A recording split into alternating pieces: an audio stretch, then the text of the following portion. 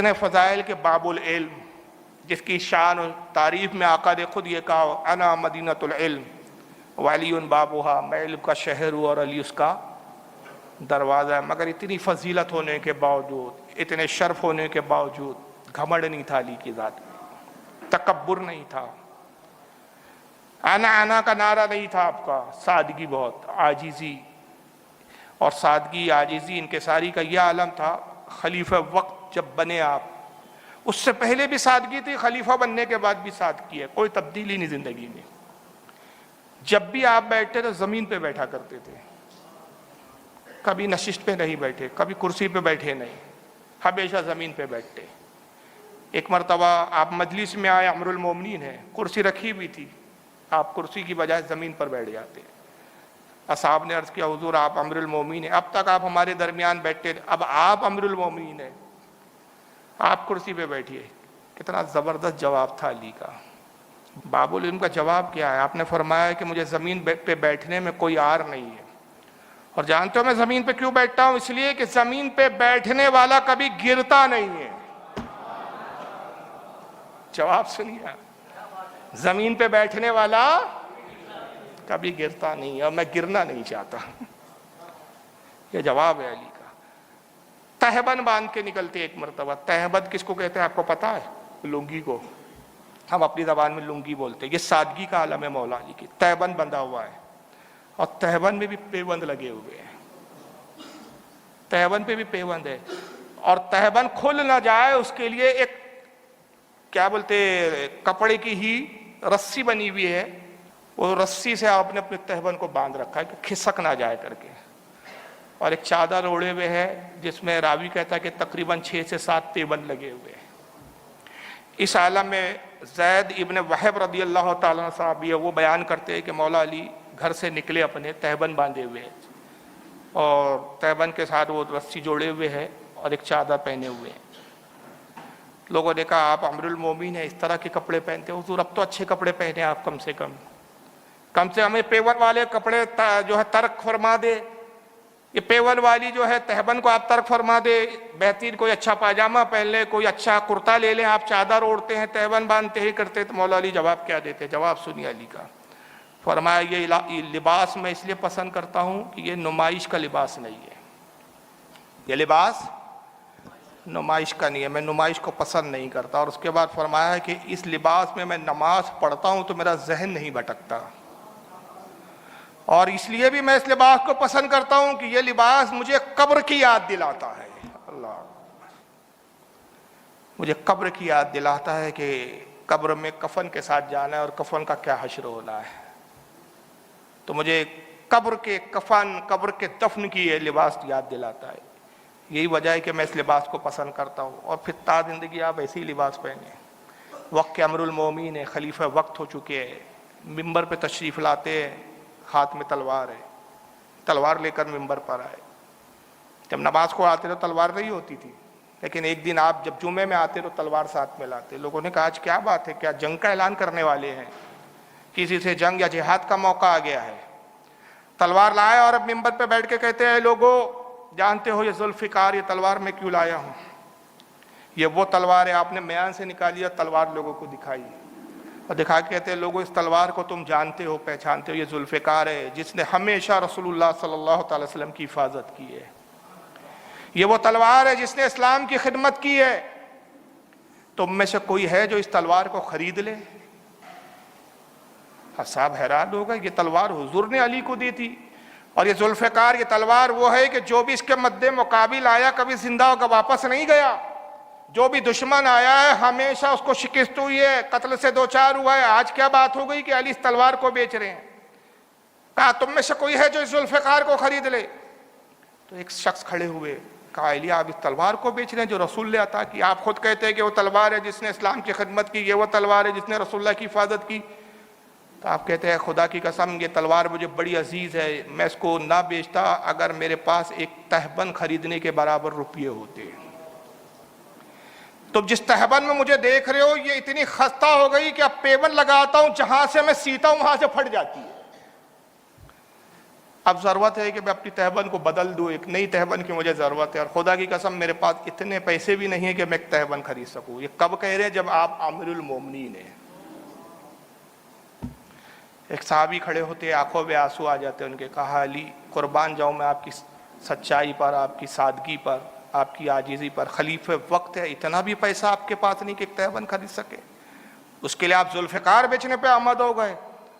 یہ لیجئے میری طرف سے یہ رقم میں آپ کو دیتا ہوں. فرمایا نہیں, یہ رقم میں اس شرط پہ لوں گا کہ یہ رقم ادھار ہے, اور تم دعا کرو کہ اللہ مجھے اس کو چکانے کی توفیق دے دے, میں جلد سے جلد یہ رقم دے دوں گا. اس شرط پہ ادھار دیتے ہو تو میں لینے کے لیے تیار ہوں. انہوں نے کہا علی میں ادھار دیتا ہوں. وہ ادھار آپ نے لی, اس سے تہبند خریدا. یہ سادگی کا عالم تھا, یہ آپ کے انداز تھے. اس دور خلافت میں ایک بستر تھا جس پہ آپ سوتے تھے اور سیدہ سوتی تھی. ابن سعد نے طبقات الکبریٰ میں لکھا ہے. ابن سعد 300 ہجری کے امام ہیں ہمارے, بہت پہلے کے, آج کے نہیں ہیں. ان کی طبقات الکبریٰ بہت مشہور, کئی جلدوں میں کتاب ہے. ابن سعد الطبقات جلد نمبر 8 صفحہ 18 پہ لکھتے ہیں کہ ایک بستر تھا, انشاءاللہ اس کا کل بیان آئے گا کہ یہ بستر کس نے دیا تھا اور کیا حالت تھی اس کی. چمڑے کا بستر تھا, کھجوروں کی باریک چھالیں اس کے اندر تھی. یہ کل اثاثہ تھا مولا علی کا. اسی پر حضرت سیدہ اور مولا کائنات رات میں آرام کرتے. ابن سعد کہتے ہیں کہ رات میں اس بستر پہ آرام کیا جاتا, اور پھر جب صبح ہوتی تو اسی بستر پہ چارہ اور کھانے کے سامان اور جو ہے گھاس وغیرہ ڈال کے اونٹوں کے سامنے ڈال دی جاتی. اسی چمڑے کے بستر میں, یعنی جانوروں کو کھلانے کے لیے بھی کوئی الگ سے برتن نہیں تھا. اسی چمڑے میں جانوروں کا کھانا دے دیا جاتا تھا, چارہ دے دیا جاتا تھا, اور اسی بستر پہ دانا اور گھاس اور چارہ کھاتے تھے جانور. اور جب رات ہوتی تو پھر اسی بستر کو آپ صاف کرتے اور اسی پہ آرام کیا کرتے تھے. یہ کل اثاثہ تھا. یہ وہ لوگ تھے جو جنت کے مالک تھے. یہ ان کی زندگی کے حالات تھے. آج ہمارا کیا حال ہے بھائی؟ ڈنلپ کے گدوں کے بغیر ہم کو نیند نہیں آتی. اے سی جب تک چالو نہ کیا جائے نیند نہیں لگتی ہم کو. عوام تو چھوڑیے, امیروں کا تو چھوڑیے بھائی, ان کے پاس پیسہ ہے, ان کے عیش و عشرت کی عادت ہے, وہ ہے. ہمارے صوفی کہلانے والے لوگوں کا حال کیا ہے بھائی صاحب؟ چلتے ہیں تو قدموں کے نیچے پھول ڈالے جاتے ہیں. جلسوں میں آتے تو گرانٹ انٹری ہوتی ہے بھائی, گرانٹ انٹری کے بغیر تو ان کا نفس سکون نہیں پاتا ہے. 10-20 تو کار چاہیے پیچھے. جھبے اور قبے تو ایسے ہیں بھائی کہ میں نے کل کہا تھا کہ نوابین, لکھنؤ کے نواب بھی ان کے دیکھ کر شرما جائے. قیمتی لباس یہ پہنے, اے سی میں یہ سوئے, ڈنلپ کے گدوں پر یہ آرام کریں, بات علی کی کرتے ہیں, ہم فلاں کی اولادیں, ہم فلاں کی اولادیں. اور پھر اس کے بعد چاپلوس ناظم جلسہ, چاپلوس الاؤنسر جب یہ اسٹیجوں پہ آتے ہیں ایسے تام جھام کے ساتھ, تو پھر وہ تو ایسا الاؤنس کرتا ہے, ایسا لگتا ہے کہ اتنے بڑے پیر صاحب ہے کہ بس ادھر مرید ہوئے تو جنت کا ٹکٹ کنفرم رکھا ہوا ہے. اور یہ علی ہے کہ آپ کہتے ہیں کہ میں پیون زدہ تہبند اس لیے پہنتا ہوں کہ یہ قبر کی یاد دلاتا ہے. یعنی وہ علی جن کو جنت کی بشارتیں ہیں, جو عشر مبشرہ میں ہیں, جن کے بارے میں رسول اللہ فرما رہے ہیں کہ جنت میں یہ میرے ساتھ ہوں گے, جن کی عظمت اور فضیلت یہ کہ امام احمد ابن حنبل جیسا وقت کا امام کہہ رہا ہے کہ جتنے فضائل علی کے آئے کسی صحابی کے نہیں, مگر ان کو اپنی قبر کی بھی فکر ہے, آخرت کی بھی فکر ہے, سادگی زندگی گزار رہے ہیں. اور ہمارے ہاں صاحب عیش و عشرت, بہترین لذیذ کھانے چاہیے, پکوان چاہیے. تو یہی وجہ ہے کہ آج میں نے غالباً دوسرے تیسرے دن کہا تھا کہ آج کل ہمارے جلسوں میں اسلاف کی بات بند اسی لیے ہو گئی ہے. علی کا کردار ہمارے اسٹیجوں سے نہیں بتایا جا رہا ہے, عمر کی سادگی ہمارے یہاں نہیں بتائی جا رہی ہے, مولا علی کی انکساری نہیں بتائی جا رہی ہے, ان کے لباس پہ کسی بزرگ کے, کسی عالم کے, کسی صوفی کے لباس پر بات نہیں ہوتی, ان کے کھانے پر بات نہیں ہوتی, ان کے رہن سہن پر بات نہیں ہوتی, ان کے کردار پر بات نہیں ہوتی. صرف پیر صاحب, میرا پیر, میرا پیر, بس مرید ہو جاؤ, جنت یوں رکھی ہوئی ہے. اور پیر بھی پھر اعلان کرتا ہے قریب قریب آ جاؤ ہمارے, جو یہاں ہم سے قریب ہوں گا جنت بھی ہم سے قریب ہوں گا.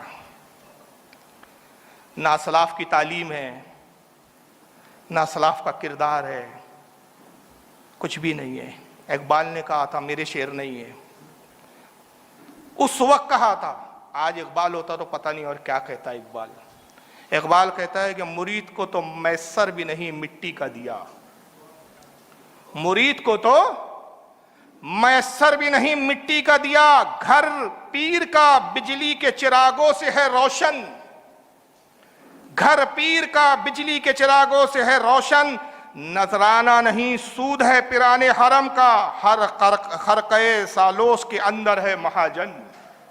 शेर थोड़ा हार्ड हो गया होगा भाई, इकबाल का शेर है। क्या कहता है, ये जो नजराने लेते हैं ना, 3 लाख लगेंगे लाने के लिए, नाश्ते का 3 लाख, जलसे में आने का 5 लाख, कार इतनी बड़ी, फ्लाइट का टिकट भी साहब वो जनरल नहीं चलता, बिजनेस क्लास का टिकट चाहिए, फिर 2 खादिम साथ में होंगे, तकरीर तो आप भी नहीं करेंगे, आके सिर्फ दुआ करेंगे, लेकिन 2 चमचे साथ में चलेंगे, उनका भी फ्लाइट का टिकट दो। ये जो तामझाम है, ये जो नजराने, तो ये क्या कहता है डॉक्टर इकबाल, ये नजराने नहीं, ये सूद है, सूद। अपने पीर होने का सूद वसूल कर रहे हैं कौम से, और ये हरम के पीर कहलाते हैं। तो कहता है कि नजराना नहीं सूद है पीराने हरम का, हर खरक़े सालोस के अंदर है माजन। सालोस कहते हैं ये दिखावे का, खरका कहते हैं जुब्बा। जो जुब्बा पहनते हैं ना कीमती, उससे लोग समझते बहुत बड़े पीर साहब है भाई, तुर्की का जुब्बा है, मिस्र का जुब्बा पहने हुए हजरत वाला। जुब्बा, कपड़े का इंप्रेशन, जूते का इंप्रेशन, इमामों का इंप्रेशन। ये खरका पोश जो है, ये खरका सालो जो धोखा देने वाला जुब्बा पहने, इकबाल ने कहा ये ऐसा है जैसे कोई महाजन सूद वसूल कर रहा हो। फिर आगे क्या कहता है, मीरास में आई है इन्हें मसनद इरशाद, मीरास में आई है इन्हें मसनद इरशाद, जागो के तसर्रुफ में ओकाबों का नशेमन। सब सर पे गए होंगे शेर, इसलिए गए होंगे, उर्दू का तो हम ही ने अपने हाथों से गला घोट के रख दिया है। हमारे यहाँ तो जलसे में ये चलता है, बाप के नाम पे हाथ उठाओ, माँ के नाम पे हाथ उठाओ, दादा के नाम पे हाथ उठाओ, एक बार बोलो सुभान अल्लाह, एक बोलो मारे तकबीर। जो हाथ उठाएंगा उसको लकवा नहीं मारेगा। ओछी जबान, छिचोरी हरकत, हंसी मजाक जलसों में ठट्टेबाजी, फ्री में जन्नतें बट रही है। न उर्दू, न तहजीब, न तमीज़, न तमद्दुन, न असलाफ की बात, न असलाफ का किरदार, न बुजुर्गों का तकवा, न परहेजगारी, कुछ नहीं। तो कहाँ से आप उर्दू के शेर समझोगे? जबान दानी तो खत्म हो गई है भाई। क्या कह रहा है इकबाल, मीरास में, मीरास कहते हैं विरासत को, मीरास में आई है मसनद इरशाद। जिस मसनद पे बैठते हैं ना पीर साहब, ये उनकी काबिलियत की बुनियाद पे नहीं मिली है उनको। कैसे मिली? अब्बा पीर थे, अब्बा ने खिलाफत दे दी। खिलाफत कैसे मिली? काबिलियत पे नहीं मिली। अब्बा ने जाने से पहले ही बेटे का इंतजाम कर लिया, बेटा ये जो पीरी मुरीदी की दुकानदारी हम चला रहे हैं ना, ये दुकान तुमको संभालना है हमारे बाद, चाहे तुम कैसे भी रहो। कड़वी बात है, मैं एक आपको हकीकत से वाकिफ कराना चाहता हूँ। बुरा लगे मुझे कोई परवाह नहीं, किसी को लग रहा होगा बुरा तो मेरा क्या जाने वाला है। मैं मेंबर है ही कड़वी बात करने की जगह, और सच में कड़वाई होती है, सच होता ही कड़वा है। मैं आपसे एक सवाल करता हूँ, छोटा सा सवाल। गरीब नवाज के साहबजादे का नाम क्या है?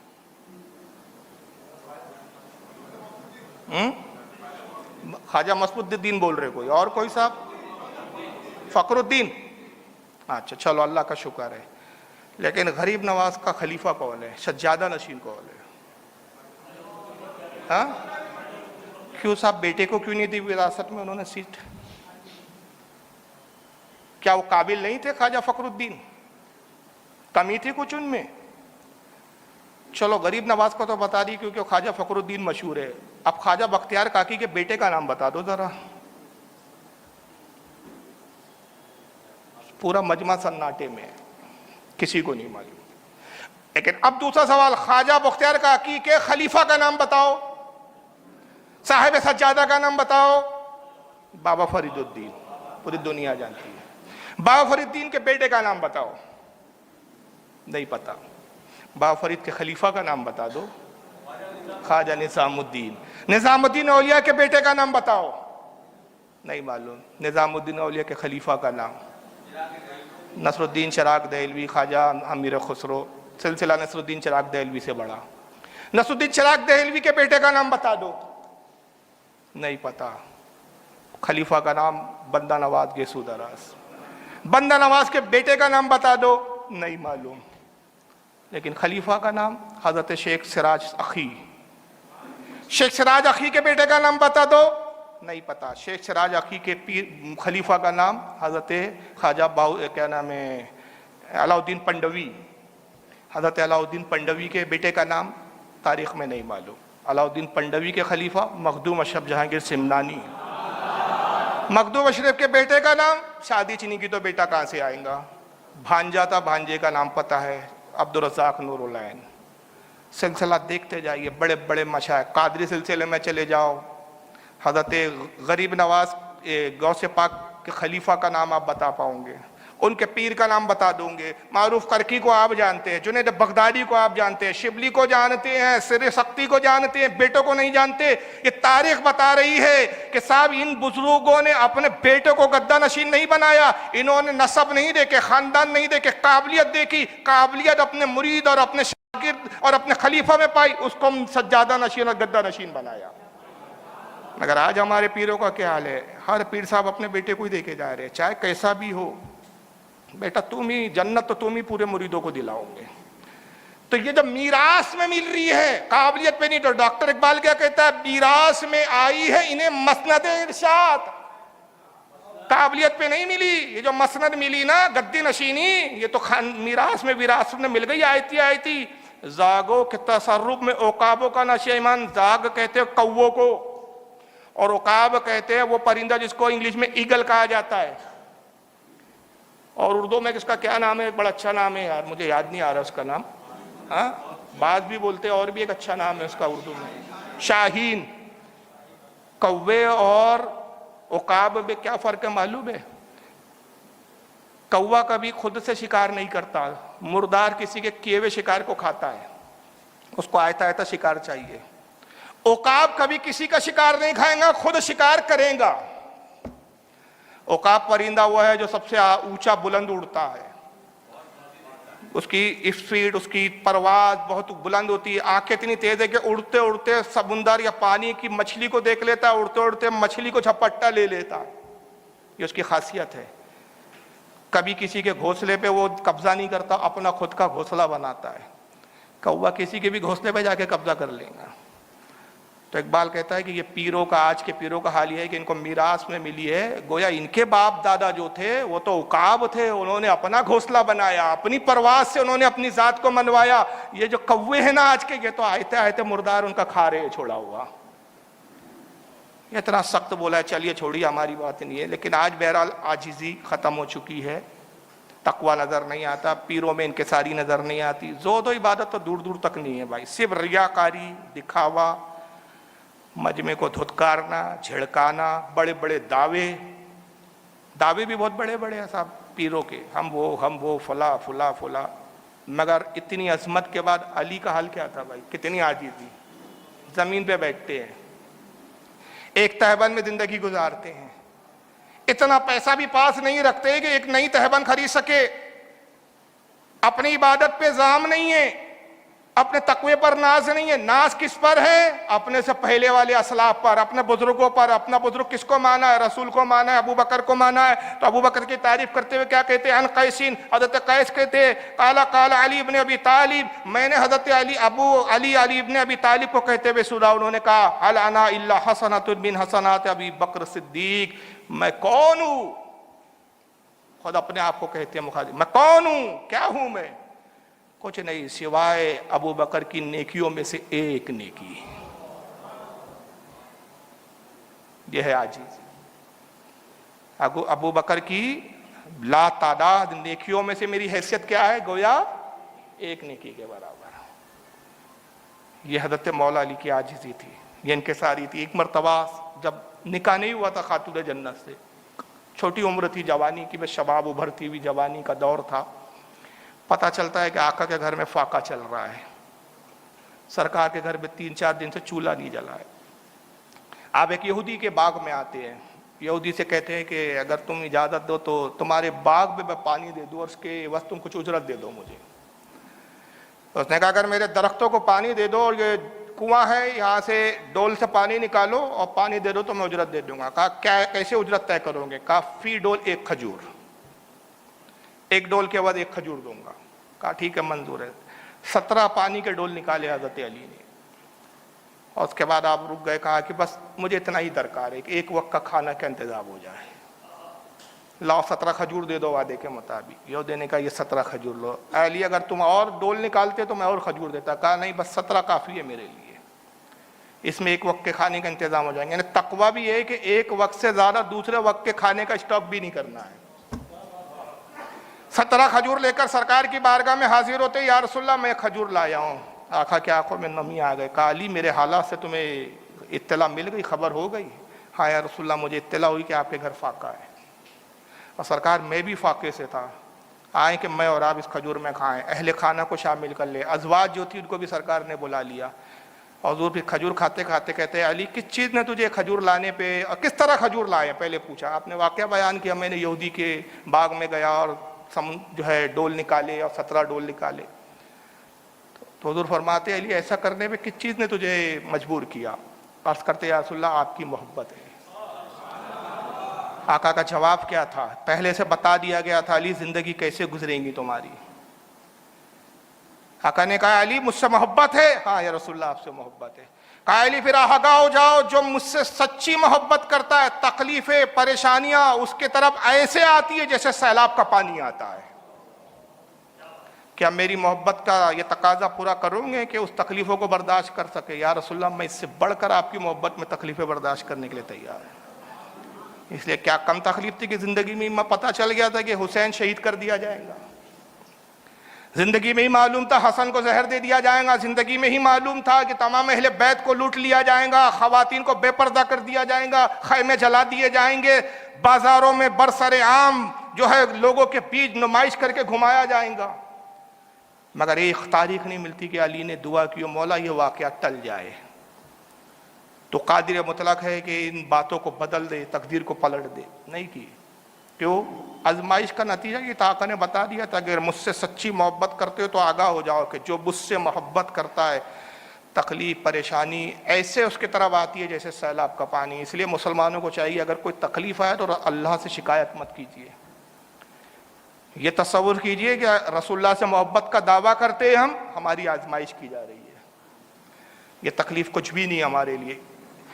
آقا صلی اللہ علیہ وسلم فرماتے ہیں کہ جب میرے امتی کو جنت میں ڈالا جائے گا, ایسا امتی دنیا میں بہت تکلیفیں برداشت کی اس نے, تکلیف کے سوا کوئی دیکھا ہی نہیں اس نے, اور وہ دنیا میں سوچتا رہا کہ مجھ سے بڑا کوئی تکلیف میں ہے ہی نہیں. آقا کہتے بس جنت کے دروازے تک لے جایا جائے گا, جنت کی ہوا کا ایک ایسا جھونکا آئے گا, کہیں گا خدا کی قسم دنیا میں میں نے کوئی تکلیف دیکھی ہی نہیں, ابھی جنت میں بھی نہیں گیا, صرف جھونکا آنے پر اس کا یہ حال ہوگا. اور آقا کہتے ہیں جو دنیا میں بڑی عیش کی زندگی گزاری, بڑی عشرت کی زندگی گزاری, اور اس کے بعد جب مرے گا اور خدا نخواستہ جہنم میں اس کو جانے کا حکم ہوا, جہنم کا ایک ہوا کا جھونکا آئے گا, وہ کہیں گا خدا کی قسم دنیا میں میں نے کوئی راحت پائی ہی نہیں. تو دنیا کی تکلیفوں سے ہمیں گھبرانا نہیں ہے. یہ حضرت مولا کائنات کی حدیث میں ہم کو ملتا ہے. یہ حضرت علی کی سیرت تھی. تو یہ آپ کی زندگی کے حالات. خلیفہ ہو گئے, خلیفہ بنے اس وقت کے دور کالا میں امام احمد ابن حنبل اپنے مستد میں لائیں اس حدیث کو, جلد نمبر 1 صفحہ 169, حدیث نمبر 578. عید کا دن آتا ہے, عید کے دن آپ سے کچھ مہمان ملنے کے لیے آتے ہیں, سلام کرتے ہیں. تو اب عید کے دن مہمان آئے تو کچھ تو کھلانا ہے, تو آپ آٹے کو گوندھ کر اس کو آگ پہ کچھ پکا لیتے ہیں, اور اس کو عربی زبان میں اس کو کہا جاتا ہے حزیرہ. خزیرہ, وہ خزیرہ بنا کر یعنی آٹے کو گوندھ کر پکا کر وہ سامنے لا کر پلیٹ پہ رکھ دیتے ہیں. یہ مہمان نوازی کے لیے یہ ہے مولا کائنات کے پاس. مہمانوں دیکھو تو بڑے حیران ہوئے, بھائی وقت کا خلیفہ اور عید کا دن ہے, بس کھانے کے لیے یہ. تو کہتے ہیں مہمان کہتے ہیں کہ علی اے امیر المومنین کاش آپ مرغابی کھلاتے ہمیں.